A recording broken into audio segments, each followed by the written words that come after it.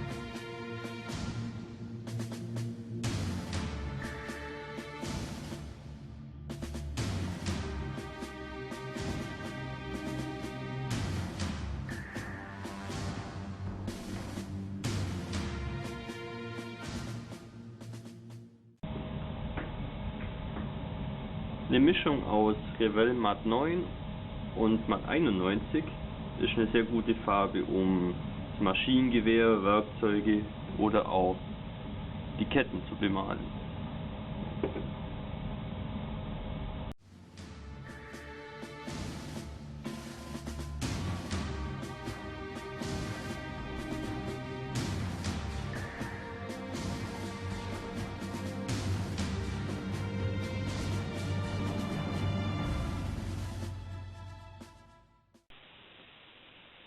So, das Fahrwerk zu bemalen war jetzt eigentlich kein großer Act. Man hätte es auch natürlich irgendwie separat lassen können, die Ketten und Räder, aber ich finde, für ein bisschen Fingerspitzengefühl und feinen Pinseln ist es sehr einfach machbar, das auch komplett zusammengebaut zu lackieren. Die Laufflächen der Ketten werden jetzt noch ein bisschen trocken gemalt. Ihr seht, ich tunke den Pinsel einfach in die Metallfarbe und bürste Großteil der Farbe wieder raus, so damit einfach nicht so viel hängen bleibt. So, und jetzt bürstet man einfach drüber und ihr seht, die höher liegenden Gebiete werden einfach ein bisschen aufgehellt im Metallton.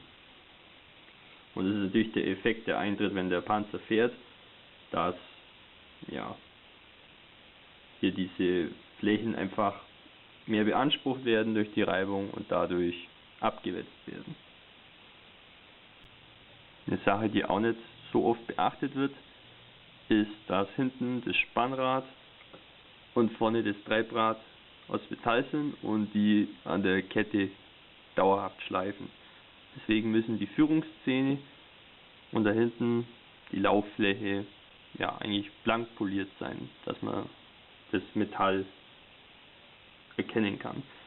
Deswegen nehme ich jetzt wieder ein bisschen Matt 91 und verpasse hier hinten der Lauffläche einfach metallischen Glanz.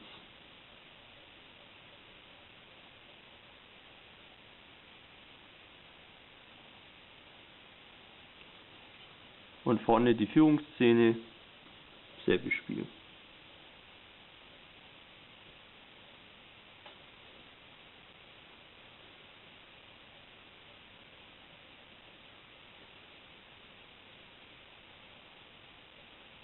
Soweit so gut. Alle Details sind bemalt, Ober- und Unterwanne sind jetzt auch zusammengeklebt worden und die Ersatzkettenglieder habe ich jetzt auch mal befestigt. Ja, sieht ja schon mal ganz anständig aus. Als nächstes kommen die Abziehbilder dran. Okay, wenden wir uns mal den Abziehbildern zu. Hierfür brauchen wir ein Schälchen mit lauwarmem Wasser, Mikrosol, einen Pinsel und eine Pinzette. Am besten mehrere Pinzetten, je nachdem. So, jetzt schneide ich mal 2 Abziehbilder aus, die ich haben will. Man kann jetzt die so grob ausschneiden, wie ich das mache. Andere Modellbauer schneiden die Abziehbilder wirklich genau aus mit dem Skalpell, damit sie eben den Trägerfilm außenrum nicht haben. Aber das ist eigentlich eine Sache, die mich nicht sonderlich stört. So, und jetzt kommt es mal für ein paar Sekunden in das Wasser rein. Die Abziehbilder sind jetzt locker und nun streichen wir die Fläche, auf der später das Abziehbild sitzt, ein bisschen Mikrosol ein. Das ist ein Weichmacher. Und es zieht das Abziehbild wirklich ganz nah an die Oberfläche ran und dann wirkt es wie aufgemalt und nicht wie einfach nur ein Aufkleber. So. Da eignet sich jetzt hier so eine breite Pinzette ein bisschen besser, um das zu greifen. So, und jetzt vorsichtig platzieren.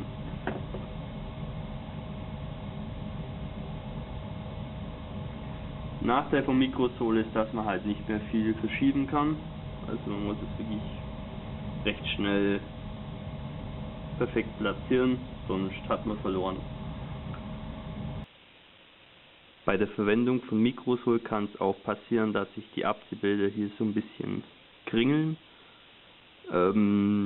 Sieht jetzt erstmal schlimm aus, ist aber kein Problem. Das Abziehbild spannt sich später komplett auf die Oberfläche. Also die ganzen Wellen verschwinden später. Gut, viele Abziehbilder gab es nicht aufzubringen. Jetzt könnte man natürlich das ganze Modell mit dem Klarlack versiegeln. Kann man machen, muss man aber nicht. Also ich mache das eher selten. Man hätte auch natürlich vorbereitend das ganze Modell mit Glanzlack einsprühen können, um eben den Abziehbildern noch eine ebenere Fläche zu bieten und um Silvering zu verhindern. Aber ich finde, mit dem Mikrosol ist es nicht wirklich notwendig und ich mag es nicht, einen Panzer mit Glanzlack einzusprühen. Okay, dann kümmern wir uns mal ums Washing. Ich habe kürzlich herausgefunden, dass es ein bisschen besser geht, wenn man die Oberfläche vorher anfeuchtet. Und es ist jetzt egal, ob man ein Washing mit Acrylfarben macht oder mit Ölfarben oder mit sonst was. Ich finde, das funktioniert einfach ein bisschen besser, weil dann einfach die verdünnte Farbe noch besser in die Vertiefungen rinnen kann. So, ich werde jetzt das Modell erst mit ein bisschen geruchlosen Terpentin befeuchten. Und in diesem Fläschchen habe ich geruchloses Terpentin und schwarze Ölfarbe fertig angemischt. Das kommt dann danach drauf.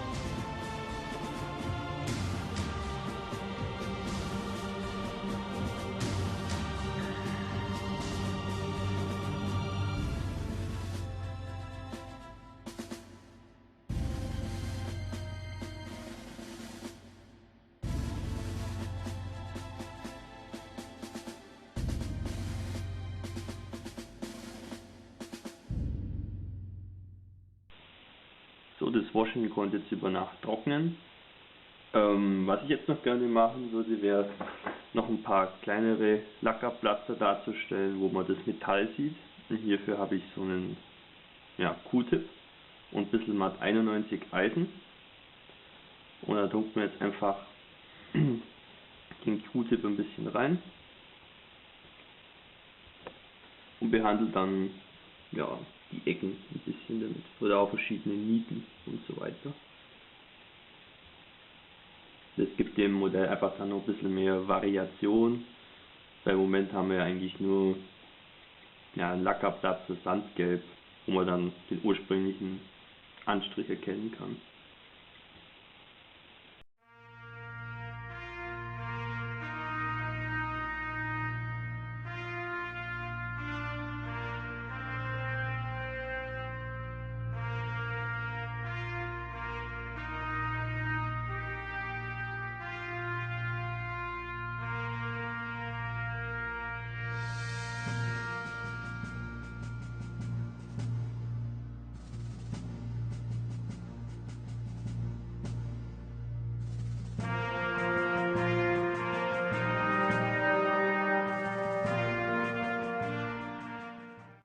So, fast haben wir es geschafft.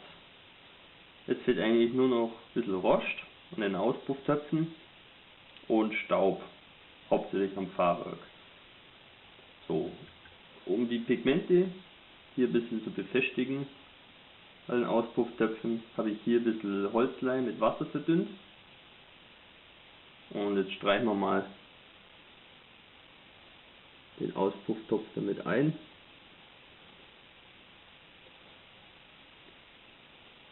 Das wird dann einfach die Pigmente festhalten, wie ein Kleber natürlich. Man kann jetzt auch einen Pigmentfixer verwenden, aber den habe ich gerade nicht im Haus und das geht genauso gut.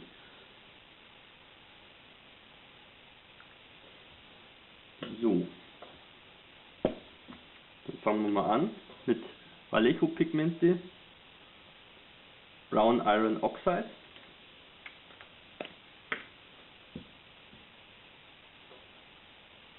Nehmen wir ein paar Pigmente auf und tragen die einfach mal grob auf.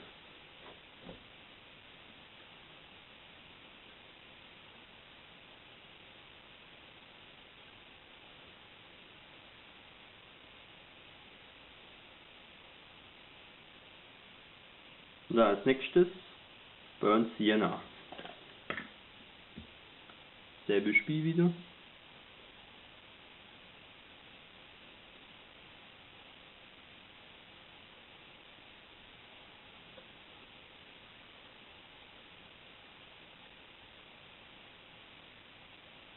Das darf gerne auch ein bisschen so bröselig sein an der Oberfläche. Ich meine, wenn was richtig stark rostet, dann bröselt es da ja auch.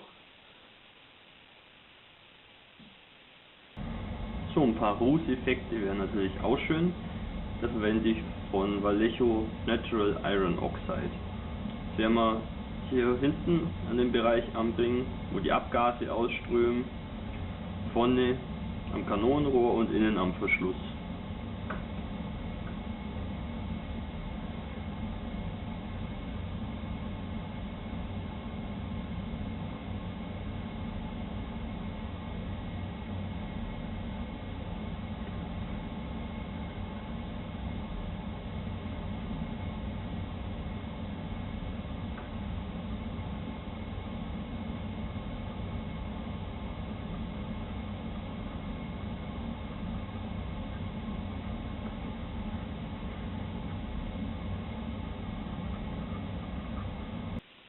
Jetzt brauchen wir noch ordentlich Wüstenstaub, hauptsächlich am Fahrwerk, aber auch an anderen Flächen. Dafür verwende ich von MIG Dry Matte und einen relativ großen Borstenpinsel. Wie immer Pigmente aufnehmen mit dem Pinsel und dann am Modell verteilen. Wir bürsten jetzt die Pigmente einfach mal so auf, später kommt dann noch eine Schicht Klarlack drüber.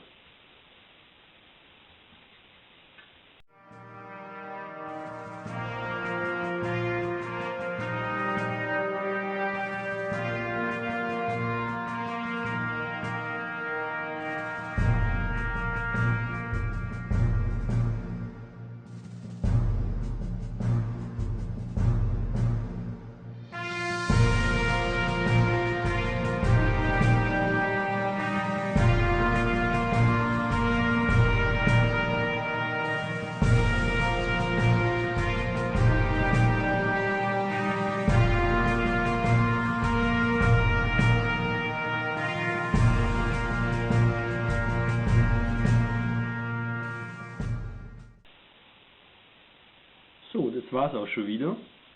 Ich hoffe, euch hat der ganze Baubericht gefallen und vielleicht habt ihr auch eine neue Technik entdeckt, die ihr mal ausprobieren wollt. Oder vielleicht seid ihr auch einfach nur inspiriert, auch so einen italienischen Panzer zu bauen. Die finde ich eigentlich generell recht interessant, weil sie einfach oft eine ungewöhnliche Form haben und ja, auch viel Alterung zulassen. Als nächstes seht ihr noch ein paar Bilder vom fertigen Modell und damit verabschiede ich mich auch wieder. Bis zum nächsten Video, macht es gut, frohes Basteln, euer Hamilcar Barkas.